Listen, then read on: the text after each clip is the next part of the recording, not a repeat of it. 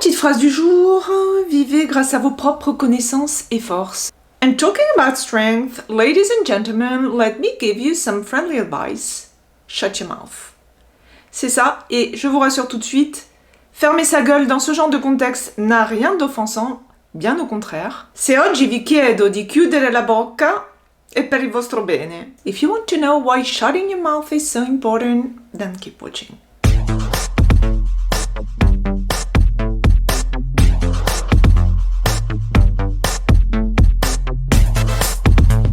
On a coutume de dire que le silence est d'or, silence is golden.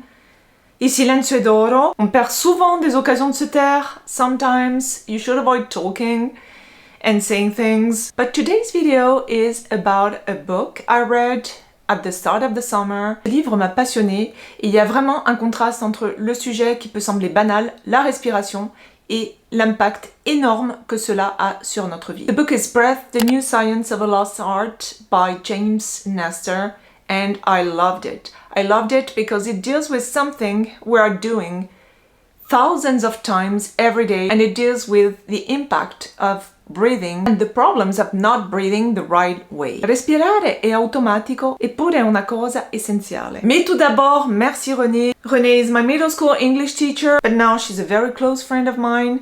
Donc je vais rendre à César ce qui est à César. She saw me stressed one day and she told me to breathe. I got introduced to the importance of breathing to calm my racing mind and the crippling anxiety that goes with it, unfortunately. I decided to explore the topic of breathing first on YouTube. This book was mentioned. I checked it on Amazon and I bought it on Kindle. Kindle, bien sûr, toujours. I was immediately drawn by the comments people left. This book is clearly an international bestseller, an award winner.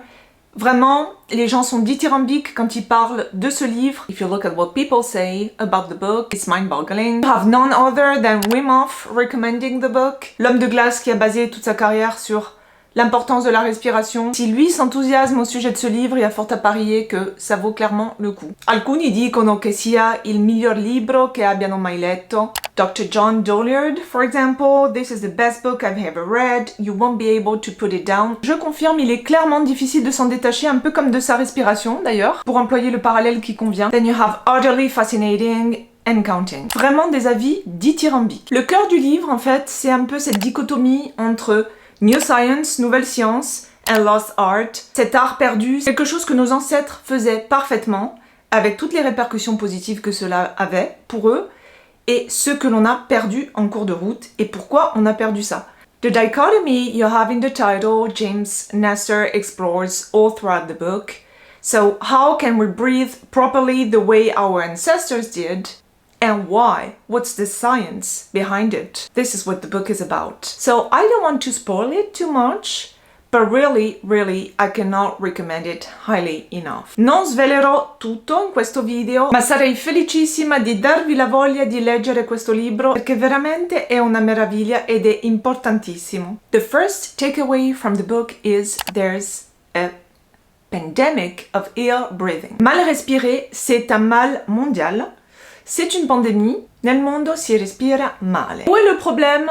Principalement, mouth breathing is. Le problème, c'est que l'on respire par la bouche. E non si dovrebbe respirare con la bocca. So you may be shocked to hear that, but man's natural breathing is nose breathing. What's the problem with mouth breathing? C'est quoi le problème? Ben, c'est qu'on respire trop. You breathe way too much when you breathe through your mouth. And note that humans are the only animals that routinely do not breathe through the nose. À l'état naturel, les animaux ne respirent pas par leur bouche, il y a une raison, et l'homme ne devrait pas y faire exception. Naturalmente non si dovrebbe respirare con la bocca. So why is mouth breathing problematic? First, because you expose yourself to pollutants, toxins, and this introduces a stress response from your body. Évidemment, on perd le filtre de la respiration nasale quand on respire par la bouche. Nothing is filtered as it is through nose breathing. Respirando dalla bocca si respira un sacco di cose un po' schifose. So what should we do instead? First, we should breathe through the nose. La respiration nasale, c'est la clé de tout. You should strive to breathe through the nose most of the time, if not all the time. En parlant de danger de la respiration par la bouche, l'auteur s'est soumis à une expérience qui a été très très parlante. James Nestor only breathed through the mouth for 10 days and at the end his vitals were all over the place. His health was really starting to suffer, his blood pressure went up. L'expérience a dû s'arrêter après 10 jours parce que les effets auraient été vraiment beaucoup plus délétères sinon. L'esperienza è durata 10 giorni ma sono bastati per capire quanto sia negativo il fatto di respirare con la bocca. So nasal breathing is the key. Il y a aussi autre chose, respirer par le nez c'est bien, but as James says, if you breathe too much, this is a problem, even through the nose. So the second takeaway from the book is you should breathe less. Respirer moins, concrètement, c'est passer d'une quinzaine de respirations par minute à une dizaine, voire 6 au repos. The ideal rhythm is 10 breaths per minute and even 6 during rest periods. Quindi vedete che da 15 a 6 o una decina di respirazioni al minuto c'è una bella differenza. Why? Because even if this seems counterintuitive, the more you breathe, the less oxygen you give to your cells. Ça peut paraître bizarre, mais c'est comme ça. Plus vous respirez, notamment par la bouche, et moins il y a d'oxygène qui arrive à vos cellules. L'oxygène dont elles ont tant besoin. And breathing too much can eventually lead to asthma or sleep apnea. These kind of things you hear about all the time. Et la fréquence de ces troubles respiratoires s'explique par le fait que l'on respire trop. And James Nestor in the book clearly points out the moment when this all started. On peut clairement revenir dans l'histoire à un moment où je vous parlais d'ancêtres qui respiraient parfaitement bien, comme on le voit à leur crâne. The author examined thousands of skulls and then industrialization started and our problems started with it too. Why? All because of industrial food. Il constate que finalement tous nos problèmes remontent à l'ère industrielle e alla nourriture industrielle. Perché questo cibo industriale è un problema? Perché non è abbastanza duro. Industrial food is too soft. You don't have to chew it, and not chewing it, your mouth gets smaller, you get crooked teeth, so eventually your jaws shrink and you cannot breathe properly through the nose because the airways are more easily obstructed. Ça n'a l'air de rien au départ, mais le fait que la nourriture soit trop molle, le fait que l'on ne mastique plus assez, ça a des répercussions sur la morphologie qui, elle-même, la morphologie conditionne le fait que l'on respire bien ou pas. Vraiment, l'ère industrielle, c'est le début de tous nos problèmes de respiration, and this is the start of many other problems as well, but we won't dig into them today. Aujourd'hui, on se concentre donc sur la respiration. Voilà, on prend une petite inspiration au passage. So James Nestor writes beautifully about his experience in Paris when he visited the catacomb and he saw thousands of other skulls.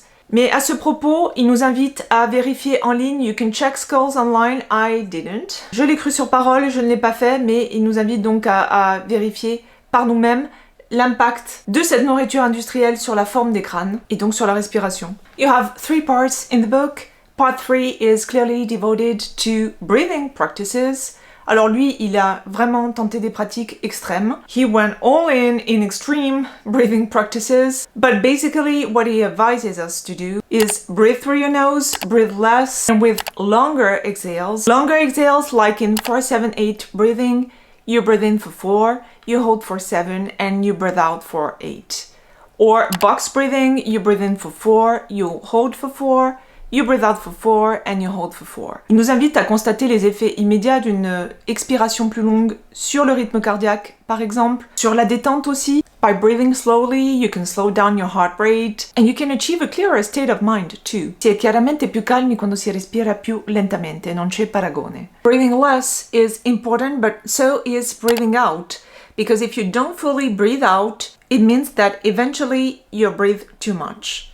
L'expiration est capitale parce que, au fond, on est toujours comme un peu en apnée si on n'expire pas à fond. There are tons of other takeaways from the book. C'est pour ça que je vous exhorte vivement à le lire. Ce livre regorge de pépites et veramente lo dovete leggere. And that's it for today. Je n'en dévoilerai pas plus aujourd'hui, but really, if you can, buy this book and read it. you won't be disappointed. If you read it, comment down below and tell me what was your favorite takeaway from the book. Partagez votre ressenti ou si vous avez d'autres livres à conseiller sur la respiration. If there are other books about breathing you will recommend, comment down below and tell us about them. Se volete anche condividere tecniche per respirare meglio, ditemi tutto. Oggi è tutto, vi prego una buona giornata, baci e scialade,